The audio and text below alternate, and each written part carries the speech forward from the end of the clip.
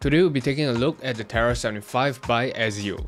It's a 75% pre-built custom keyboard with a really big knob, like really big. It's actually quite hefty at 3.5 pounds, has a typing angle of about 5 degrees. It is a little lower than what I would normally prefer. I normally go for 7 degrees or something higher.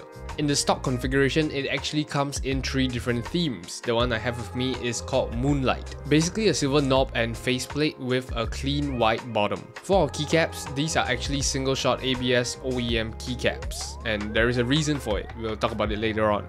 It is accompanied with Gateron switches of your choice. I didn't really choose, but I somehow ended up with Gateron Browns. For connectivity, we have Bluetooth 5.0 with a 4000 mAh battery. Otherwise, you can use your standard USB-C. It is, however, on the right side of the board. A little awkward, mine's usually on the left or in the middle, but you know, small things. Compatibility wise, it is compatible with both Mac and Windows, which I know a lot of you Mac users are always asking whether the keyboard is Mac friendly or Mac compatible. This one actually is. So as I mentioned, they actually use ABS OEM keycaps, and that is mainly because the PCB is using a north-facing orientation. So if you use a cherry profile keycap set, you might run into some interference, which is why they provided OEM keycaps. Anyway, here's how it sounds right out of the box.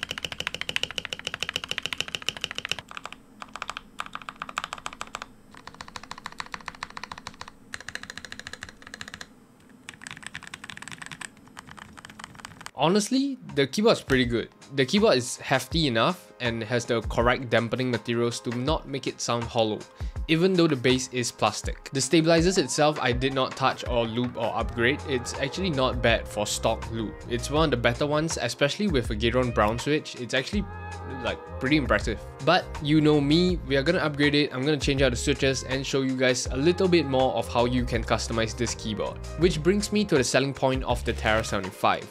The customizability of your bottom case, your faceplate, and your knob. All these 3 things can be changed. It is something similar to my Killer 65 where you can change your top frame, bottom frame, and counterweight, but the faceplate for this keyboard is actually magnetic. It's somewhat hot swappable. You can just take it out and change it out anytime you want. They actually sent over the aluminum base, which we definitely prefer as enthusiasts because it creates a nicer and deeper sound, or just provides for a more rich sound in terms of acoustics. But I could not use the silicone dampener that was used in the plastic case. It just didn't fit. I don't know why it didn't fit, but it just didn't fit. So I'm just gonna run it without dampening materials and see whether it helps or not. As for my switches, I'll be removing the Gateron Browns and trying out these Emo Go-Go tactile switches. It has been a while since I've used tactile switches, I believe. If you go back, I think at least 10 videos, you wouldn't see a single tactile switch. And one other thing is that I didn't have enough of the switches, so I left my function row as Browns. So now that our base is prepared, we can also talk about how the keyboard is mounted. If you could tell, it was actually tray mounted. Tray mount is actually one of the most basic and most common ways a keyboard is mounted. Basically, laying your PCB on top of columns and just holding it there with the columns. So it's called tray mount. After mounting the board, you can just change your faceplate anytime you want. They actually sent over this really cool PVD multi-chrome faceplate, which is like, it's so shiny. So with the Tera75, you can basically swap out every part of your keyboard for something else, a different material. They have some Damascus steel designs. It's really cool. They have PVD, they have like a lot of different things to customize your board with. But in terms of specs, I would say this isn't exactly targeted towards enthusiasts. Like if you own a Zoom 65 or QK or a JRIS, I don't think this keyboard would interest you. This is targeted towards a general and wider audience, you know. The tray mount, the north-facing PCB, but this offers the customization, the compatibility, and how easy it is to just get it, use it. That's how most of the people usually use their keyboards, you know, not like us. Being able to customize the aesthetics of your board, having Bluetooth, having Mac support, and having the compatibility to just use it anytime you want. Personally, I actually do prefer the full silver look with a wooden knob. The wooden knob looks so slick, so clean, I actually really like it. So here's how it sounds after the upgrades.